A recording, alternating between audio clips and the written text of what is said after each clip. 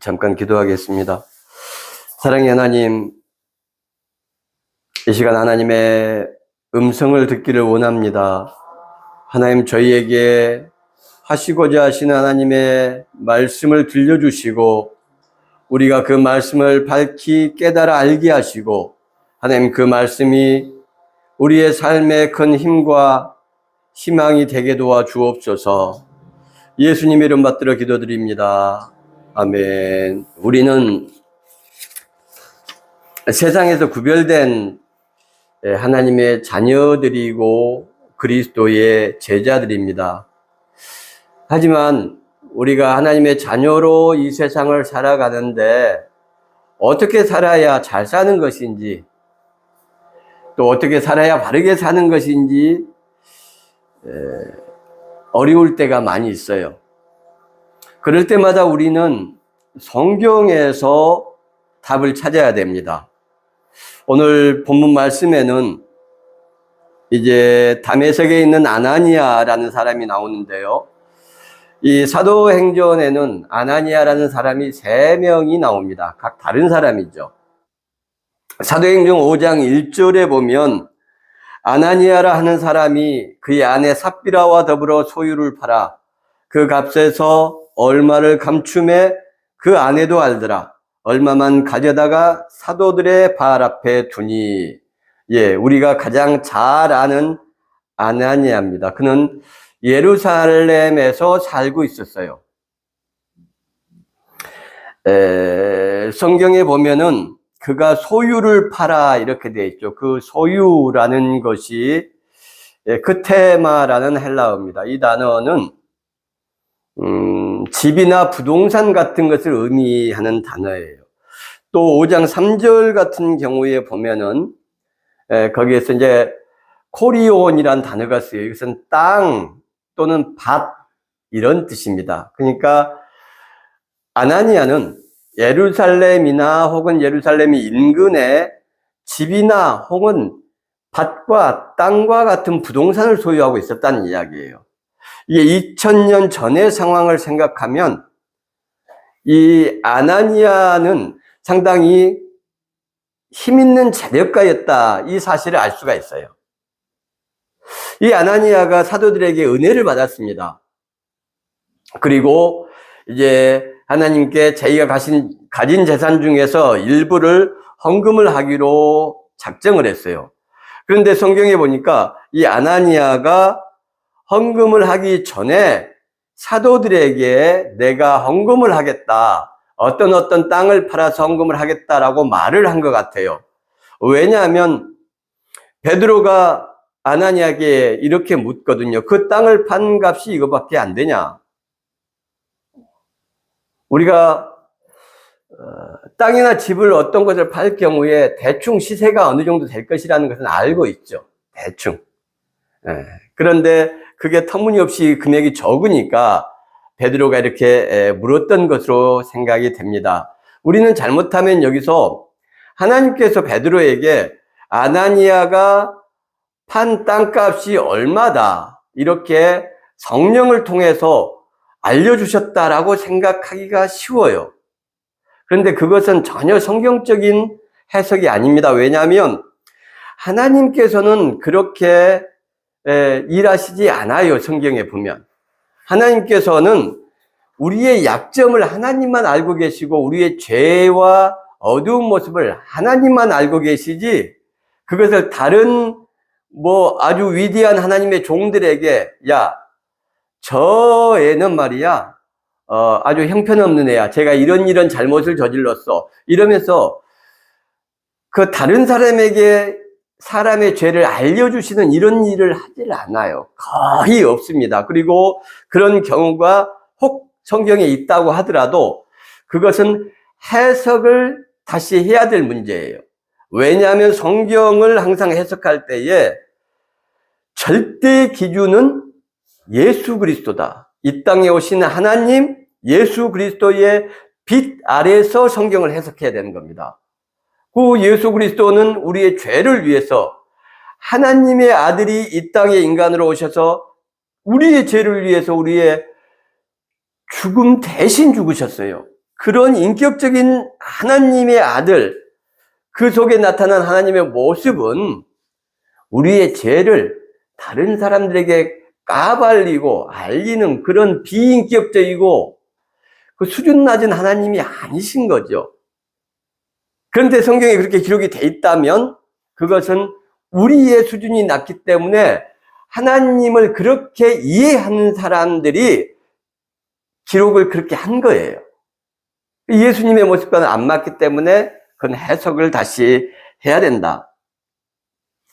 어쨌든 아나니아는 헌금을 하기 전에 미리 사도들한테 말하고 알리고 이랬던 것 같아요. 그러면 아나니아의 성품을 거기서 알 수가 있습니다. 좀 말이 앞서고 좀 성급한 사람이 아닌가. 땅을 판 다음에 일부를 남겨두고 일부만 헌금을 했잖아요. 그것으로 봐서도 아나니아가 역시 말이 좀 앞섰던 사람 같다. 은혜를 받았던 것까지 좋아요. 아무 문제가 없죠. 그래서 내가 감사해서 헌금하겠다. 또 시간이 지나다 보니까 은혜가 떨어지고 감소하죠. 그래서 처음 받은 은혜의 그 풍성함이 사라지고 내가 좀 오버한 것 같다. 이렇게 생각할 수 있습니다. 또는 성경에는 기록되지 않았지만 예상치 못했던 큰 돈이 필요한 일들이 생겼을 수도 있어요. 가족이 누가 아팠다거나 또 사업에 어떤 문제가 생겼다거나 또는 친척이나 누구를 꼭 도와줘야 될 일이 생겼다거나 그런 일이 있을 수도 있습니다. 그래서 헌금을 작정을 하고 그것을 다 하지 못했다는 것은 전혀 큰 문제가 되는 게 아닙니다. 나중에 해도 되고요. 6개월이나 1년이나 상황이 나아져서 해도 됩니다. 또는 못해도 괜찮은 겁니다. 상황이 바뀌었으니까 하나님 그때 내가 진심으로 다 이렇게 헌금하고 싶었지만 이런 상황 때문에 제가 그렇게 하지 못한 것을 하나님 이해해 주세요. 용서해 주세요. 뭐가 문제입니까? 아무 문제가 없어요. 그런데 아나니아가 잘못했다고 생각되는 건 뭐냐면 베드로에게 헌금을 가지고 가요. 그리고 헌금 땅을 판 것이 이것이 전부라고 거짓말을 한 데 있습니다. 베드로를 속인 거죠. 다른 사람을 속인 거예요. 이 성경에 보면 사도들이 여러 명이 있었습니다. 복수로 나와요. 그리고 베드로가 대표로 분노했죠. 사도들이 다 알았을 겁니다. 저기 동삼동에 있는 어떤 집을 판다고 얘가 했는데 헌금액을 보니까 집을 팔았는데 1,000만 원밖에 안 돼. 그러면은 사도들이 다 알죠. 그런데 유독 베드로가 더 분노했습니다. 베드로의 성품을 알 수 있는 거예요. 오늘 내가 바리새인과 사두개인들과 제사장들에게 팔리게 될 것이다. 너희들 중에 나를 한 사람이 판 사람이 있을 것이다. 그래서 내가 잡혀갈 것이다. 주님 그게 무슨 말씀이십니까? 저는 죽을지언정 주를 배신하지 않겠습니다. 베드로하고 아나니아하고 비슷한 점이 많이 있다고 생각이 돼요. 충동적이고 약간 오버하고 그건 이제 성품입니다. 타고난 별 문제 없는 거예요. 그런데 베드로가 너무 심하게 분노하고 그래서 아나니아를 책망합니다. 여러 곳에서 베드로는 굉장히 성격이 급하고 또 카리스마가 있고 좀 무서웠던 모습인 것 같아요. 그러니까 이 아나니아가 얼마나 놀랬겠습니까? 그렇지 않아도 베드로가 지적하지 않아도 사도들이 여럿 있는데 앞에서 헌금을 내놓을 때 가슴이 두근반 세근반 하고 콩닥콩닥 뛰었을 겁니다. 이분들도 대충 아실 텐데 이 땅을 판 것이 이것뿐이라고 하면은 의심하실 텐데 라는 생각을 갖고 했겠죠. 그런데 베드로가 아나니아 땅 판 값이 이것뿐이냐? 너가 사람을 속인 게 아니고 성령을 속이고 하나님을 속였다 라고 분노를 합니다. 그냥 베드로는 화만 냈으면 됐죠. 화낼 수 있는 일이니까. 그런데 성령과 하나님을 끌어들여요, 베드로가. 아나니아가 언제 성령을 속이고 하나님을 속였습니까? 속였다면은 자기 자신의 은혜를 속인 거고, 사람을 속인 거죠. 그렇게 무서운 베드로가 분노하고 소리를 치니까 아나니아가 두려워서 어쩔 줄 몰라 했어요. 그러다가 떨어져서, 핍토라는 단어가 쓰입니다. 아나니아가 높은 데서 떨어졌다, 이걸 알 수 있어요. 핍토라는 단어가 쓰인 걸 보면서. 그래서 뒷걸음을 치거나 아니면 어떤 높은 데 있다가 대리석 같은 데서 넘어져서 밑으로 떨어져서 은혜가 감소될 수도 있고 생각이 바뀔 수도 있습니다. 아무 문제가 아닙니다. 그러나 아나니아는 사람을 속이려고 하고 거짓말을 했다는데 그 불행의 단초가 시작되는 것이죠. 사도행전 24장을 한번 볼까요? 24장 1절과 2절입니다. 시작. 닷새 후에 대제사장 아나니아가 어떤 장로들과 한 변호사 더둘로와 함께 내려와 총독 앞에서 바울을 고발하니라. 바울을 부르매 더둘로가 고발하여 이르되, 아멘. 이제 23절에도 있습니다. 23장에도 2절 한번 볼게요. 2절 시작. 대제사장 아나니아가 바울 곁에 서 있는 사람들에게 그 입을 치라 명하니. 예. 이 바울을 고발하고 바울의 입을 치라라고 말한 사람은 대제사장이다라고 되어 있습니다. 이 사람의 아버지는 네데베우스라고 하는 당시 2000년 전에 이스라엘에서 굉장한 세력가였습니다. 이 대제사장 아나니아는 좋은 집안에서 태어났어요. 공부를 많이 했습니다.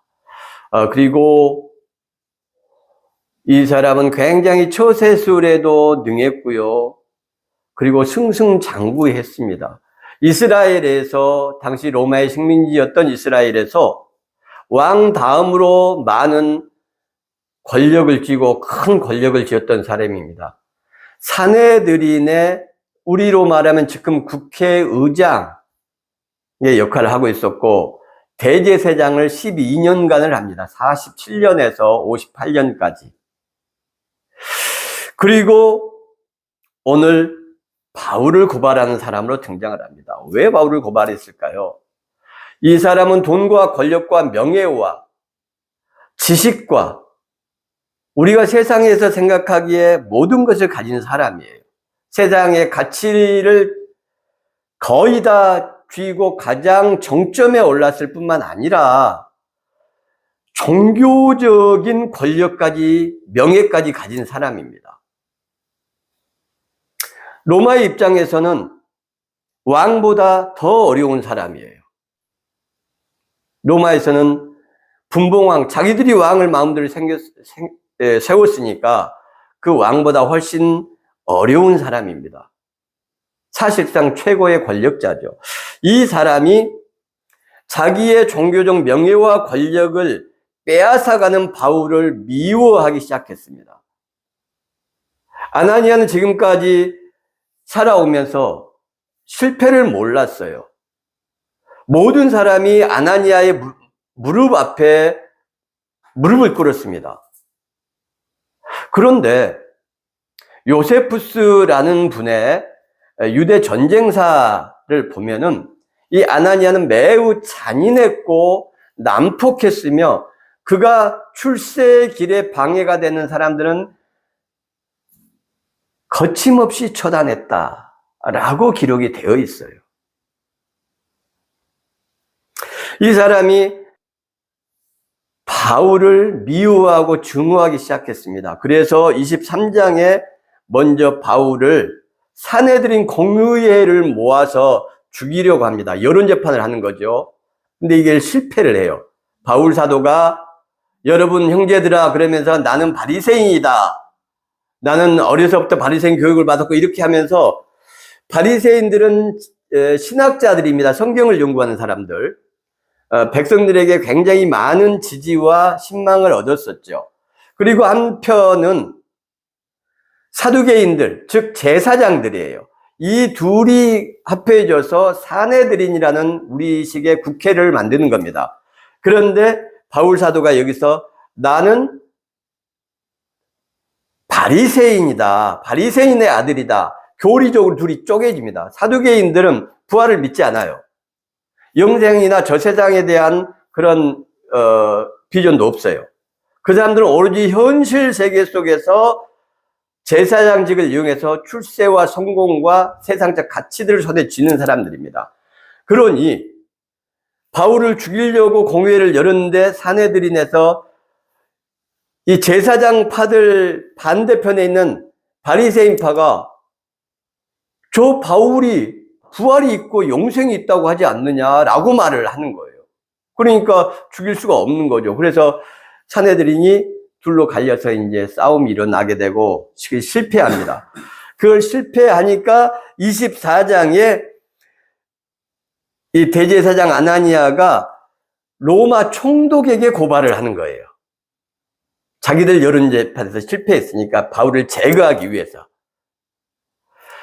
이 아나니아의 입장에서 볼 때 바울은 자기의 명예와 권력을 빼앗아가는 적이었고 악이었죠. 저주받아 마땅한 사람이었습니다. 그래서 제거하려고 하는 거예요. 질투가 나기 때문에. 아나니아는 이렇게 모든 것을 가진 것처럼 보이지만 사실은 배고픔에 세상의 권력과 가치와 돈에 헐벗고 굶주린 불쌍한 사람에 불과해요. 다 가진 것 같아 보이지만. 그에게 무릎을 꿇었던 많은 사람들이 진심으로 그를 존경했겠습니까? 그럴 리가 없죠. 이스라엘의 독립전쟁이 일어납니다. 로마의 항거에서 우리로 말하면 독립군들, 젊은 사람들이 일어나서 독립전쟁을 해요. 그게 예루살렘에서 먼저 일어납니다. 그리고 우리가 아는 것처럼 70년에 티투스 장군에 의해서 예루살렘, 즉 이스라엘이 완전히 멸망하게 되죠. 그리고 1948년 다시 이스라엘 공화국이 생기기까지 약 1900년가량을 디아스포라로 세상에 흩어져서 나라 없는 민족으로 살아오게 됩니다. 그 66년에 유대 독립전쟁이 일어났을 때 이 애국 청년들이 매국노들을, 반민족주의자들을 잡으러 다녔을 거 아닙니까? 그러니까 이 아나니아가 자기의 형과 함께 헤롯 왕이 살던 왕궁으로 도망을 갑니다. 왕은 경호대가 있고 로마 군인들이 지켜주고 하니까. 그래서 왕과 함께 숨었어요. 물론 다 따로 숨었습니다. 그랬지만 애국 청년들이 찾아냅니다. 어디서요? 헤롯 왕의 하수구에서 자기의 형과 함께 숨어있던 아나니아를 잡아냅니다. 그리고 아나니아는 처참하게 죽임을 당하죠. 그게 66년의 일입니다. 형과 함께 죽습니다. 오늘 본문 9장에 읽었던 아나니아는 제가 17절을 한번 읽어보면 아나니아가 안수하며 이르되 형제 사울아 주 곧 너가 오는 길에서 나타나셨던 예수께서 나를 보내어 너로 다시 보게 하시고 성령으로 충만하게 하신다. 다메섹에도 아나니아라는 이름이 있었습니다. 이 아나니아는 삽비라의 남편 아나니아처럼 재력가였는지 또 은혜를 많이 받았다가 나중에 좀 은혜가 감소했는지 결혼은 했는지 아니면 대제사장 아나니아처럼 집안이 좋았는지 공부는 많이 한 사람인지 정치적인 처세술은 어땠는지 전혀 알 바가 없어요. 어떻게 보면 우리 시대에 우리와 같은 또 목사로 치면 저 같은 이름 없고 형편없어 보이는 손가락질 당하는 그런 사람이었을지도 모릅니다. 그러나 우리가 확실하게 알 수 있는 것은 부활하신 주님이 아나니아를 찾아갔다는 거예요. 왜 그랬을까요? 베드로와 요한과 야고보와 11명의 사도들이 있습니다. 그 사도들을 놔두고 예수 그리스도께서는 아나니아를 찾아가셔요. 그리고 아나니아에게 부탁하십니다. 아나니아에게 바울을 찾아가라고 합니다. 왜 그랬을까요? 자세한 내용은 알 수가 없지만 확실한 것은 아나니아에게 어떤 자격이 있었다는 겁니다. 주님의 하나님의 아들 예수 그리스도의 방문을 받을 만한 어떤 삶의 아름다운 모습과 향기들이 있었다는 거죠. 주님께서 괜히 찾아가실 리가 없습니다. 그 하나님 아들의 놀랍고 영광스러운 방문을 받은 사람, 기독교 역사에서 다메섹의 아나니아와 같은 영광스러운 상황에 직면한 사람이 없습니다. 살아서 예수님을 보았을까요? 그렇지 못할 가능성이 높죠. 그런데 그 아나니아를 하나님께서 찾아가시는 거예요. 우리가 일상을 살아가면서 예수 그리스도께서 하나님께서 살아계신가? 그분은 대체 어디에 계신가? 내가 이렇게 애쓰고 노력하며 신앙을 지키고 믿음을 지키고 또 이웃들에게 선한 행동을 하기 위해서 노력하는 것을 대체 그분은 알기나 하실까? 이런 생각을 가질 때가 종종 있습니다. 그런데 예수 그리스도께서는, 하나님께서는 우리의 그런 선행과 아름다운 희생과 섬김을 다 보고 계신다는 것을 아나니아를 방문한 예수 그리스도의 모습에서 우리가 확인할 수 있어요. 어쩌면 이 아나니아에 대한 이야기들이 기록되어 있는 것은 아나니아처럼 살려고 애를 쓰는 우리들, 그러나 하나님께서 우리의 삶 속에 가까이 오지 않는 것 같다고 느끼는 우리들을 위해서, 그렇지 않다 얘들아, 아나니아를 봐라, 내가 사도들을 놔두고 내 제자들을 놔두고 이 아나니아를 찾아갔다는 것은 내가 너희들의 삶과 생활을 다 들여다보고 있다는 이야기 아니냐. 너가 수고하고 섬기고 봉사하는 걸 내가 왜 모르겠느냐 라고 위로하시기 위해서 이 말씀이 기록되어 있는지도 모르는 일이죠. 어쨌든 주님께서는 이 아나니아를 찾아가셨어요. 이게 얼마나 놀랍고 황홀한 경험입니까? 예수님께서 부활하셔서 제자들 이외에, 사도들과 제자들 이외에 찾아가신 경우는 딱 2번 있는데 그게 바울이고 그 다음에 아나니아입니다. 인류 역사상 하나님의 아들이 그렇게 2번 찾아가신 거예요. 부활하신 주님이. 그는 틀림없이 선하고 착한 삶을 살고 있었을 것입니다. 주님의 방문을 받을 만한. 주님께서는 집가 유다의 집으로 가서 사울을 만나라, 바울을 만나라 라고 이야기해요. 여기서 우리가 그런 말씀을 좀 들어보셨을 거예요. 믿기 전에는 사울이고 믿은 다음에는 바울이 되었다. 그런 잘못된 이야기입니다. 사울이 바울이 된 것이 아닙니다. 이 바울을 헬라 이름으로 부를 때는 그냥 바울이었고 이스라엘 히브리인들이 부를 때는 그냥 사울이었던 거예요. 너 가서 바울에게 안수해서 눈을 띄워줘라.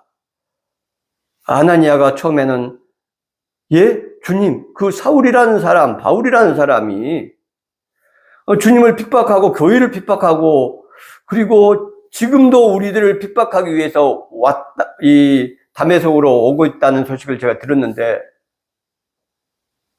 그에게 가야 된단 말입니까? 하면서 꺼려합니다. 그랬더니 주님께서 이제 내 종을 삼아서 그를 사용할 것이다. 너가 가서 안수하고 눈을 띄워라. 그 말씀에 순종해서 아나니아가 유다의 집으로 갑니다. 그리고 방금 읽은 내용을 이야기하는 거예요. 너가 오는 길에 만났던 그 주님께서 나를 보내서 너의 눈을 띄우고 너를 성령으로 충만하게 하신다.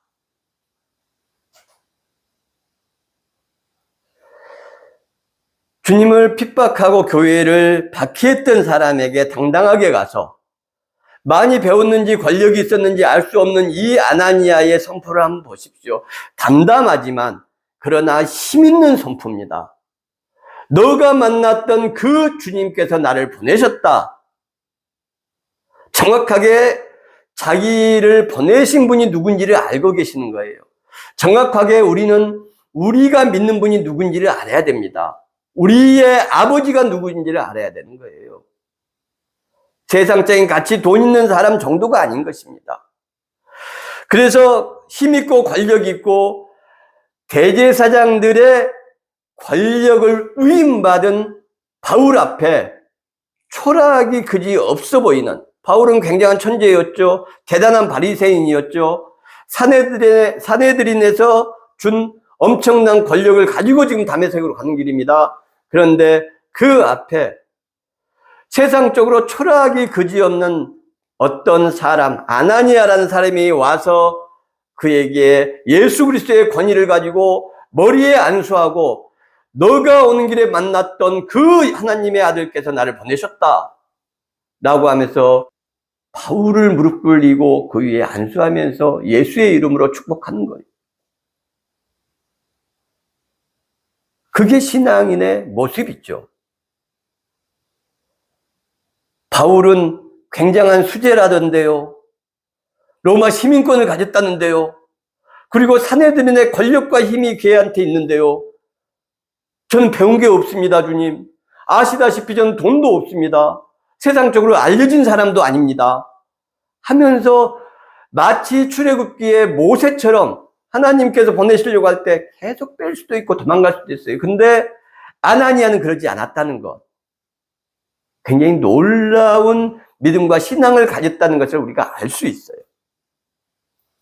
그리고 계속해서 말합니다. 주님께서 너로 보게 하시고 성령으로 충만하게 하신다. 그러자 즉시 바울의 눈에서 비늘 같은 것이 벗겨지고 바울이 볼 수 있게 되었습니다. 바울의 닫혔던 육신의 눈이 다시 열렸고 동시에 영적인 눈도 함께 열린 것입니다. 지금 이 순간이 기독교 역사상 세계 인류사의 가장 위대한 하나님의 종이 탄생하는 순간입니다. 누구에 의해서요? 다메섹의 그 아나니아라는 사람의 안수를 통해서 이 놀라운 기적과 영광스러운 사건이 일어나는 순간이죠. 아나니아는 바울의 육신의 눈, 영적인 눈을 동시에 뜨게 한 특별한 하나님의 사람이었습니다. 우리 수천 년 기독교의 역사에는 물론이고 다메섹의 아나니아의 이름은 하나님의 생명책에 거룩하고 영원한 그 생명책에 기록되어 빛나게 될 것입니다. 그리고 지금도 빛나고 있습니다. 여러분, 우리 신앙인들은 모두 한 사람의 아나니아로 살아가는 것입니다. 네 번째 아나니아가 바로 내 자신인 것이죠. 오늘 말씀을 통해서 우리가 어떤 아나니아로 살아가야 될지를 하나님께서는 묻고 계시는 겁니다. 얘들아, 받은 은혜를 상실하고 까먹으면서 안타까운 결말을 보여준 삽비라의 남편 아나니아처럼 살고 싶니? 아니면 하나님의 이름으로, 예배의 이름으로, 예수의 이름으로, 교회의 이름으로 온갖 세상의 돈과 권력을 쫓아다니면서 하나님과 상관없는 삶을 살다가 대제사장 아나니아처럼 비참한 최후를 맞는 그런 아나니아로 살고 싶니? 아니면 구장에 배운 것이 있는지 돈이 많은지 능력이 있는 사람인지 모르지만 성실하고 착하게 살면서 주님의 방문, 영광스러운 방문을 받을 만한 삶을 살면서 주님의 명령이 있을 때, 주님의 부탁이 있을 때 그 부탁을 두려움을 이기고 담담하게 그러나 야무지게 수행하는 그런 놀라운 아나니아로 살고 싶니? 주님께서는 세 번째 아나니아와 함께 일하셨어요. 주님께서는 우리가 그 네 번째 아나니아가 되기를 원하시는 겁니다. 우리를 통해서 함께 일하시기를 원하고 우리와 함께 하나님께 영광 돌리시기를 원하고 우리와 함께 쓰러진 사람들을 일으키고 보지 못하는 사람을 보게 하시기를 원하는 것이죠. 우리가 주님의 물으심에 어떻게 응답해야 될지 생각해보는 시간이 되었으면 좋겠습니다. 이 시간 우리가 말씀을 생각하면서 기도하면 좋겠습니다.